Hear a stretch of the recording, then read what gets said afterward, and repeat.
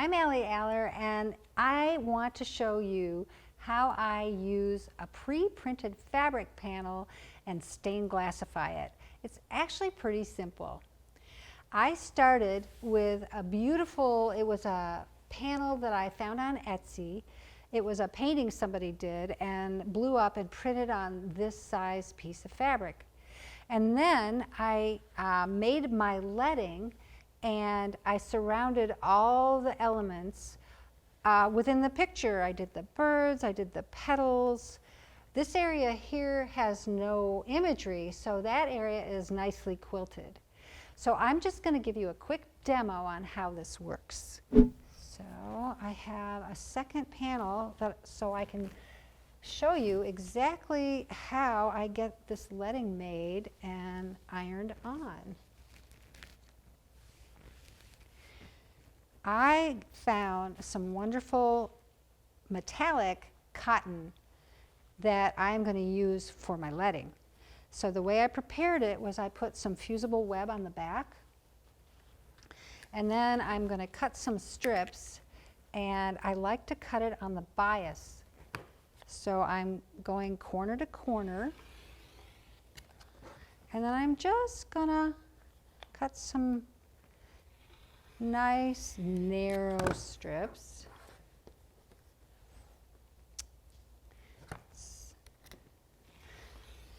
I'll just cut a few and then I can show you how they go on. All right, so the main thing is you want to make sure the end of your piece of leading is the right angle.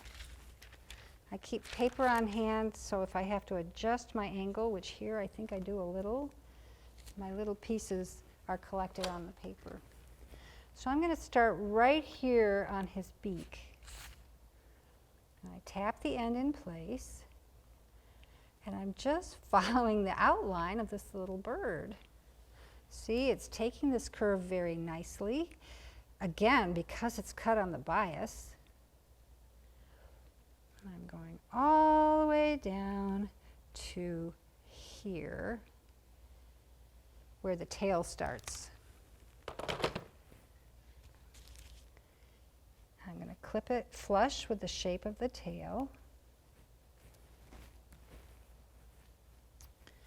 And then I'll just, that looks good.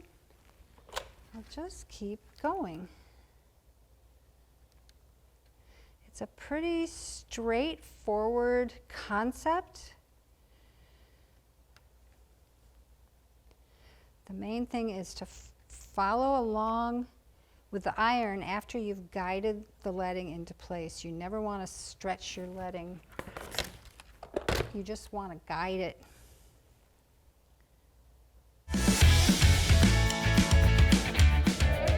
Hey, sorry for the interruption, but Emily here, and I want to tell you about a super cool offer that I have for you from Craftsy. If you don't know what Craftsy is, it is an online community with resource of millions of creative and like-minded makers where members can find endless inspiration, advance the skills you already have, or discover a new favorite hobby or craft that you've always wanted to try.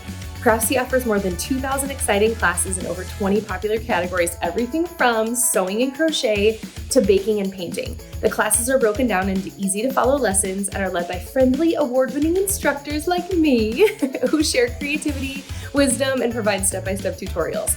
I loved Ashley Huff's sewing class on how to sew super cute skirts. I'm not much of a garment sewer myself, but she had so many approachable tips and tricks on how to make this pattern so easy with her instruction. And I also loved Brenda K.B. Anderson's crochet class on how to crochet rainbow home decor because, let's be honest, who doesn't love a giant rainbow pillow? She also had some amazing tips on how to turn your work when making curves in crochet. I got so inspired by Heather Thomas's class on creative finishing and edging for her quilt, and she reminded me just how awesome and fun it can be to embellish the finished edges of your quilt. She also taught me a new method for how to make the corners of my quilts even more precise. And a huge thank you to Craftsy for sponsoring today's video. The cool thing is though, as a Craftsy member, you will also have access to live stream tutorials where experts answer questions, share tips, and engage with the Craftsy community in real time, which I absolutely love. So the first 1,000 people to click on the link in the video description will get a full year of premium membership for Craftsy for only $1.49. So click the link below and let's get creative together.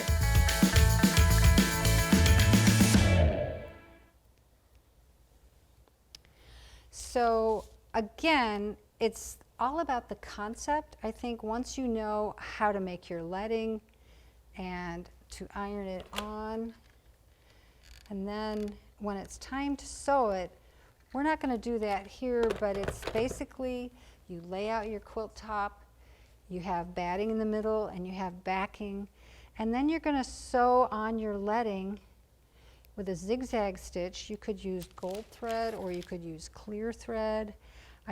I don't think I'd want to use a contrasting thread.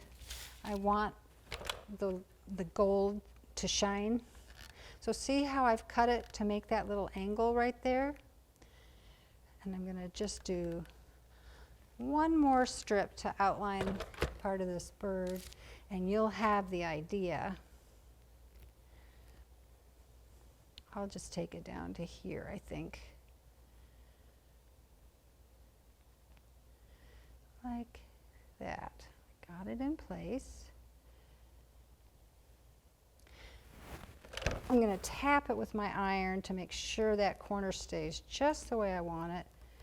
And then here I go around his little body. And I'm going to stop right there.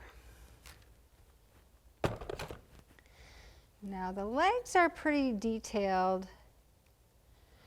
and I am going to show you again, now that you know how this concept works.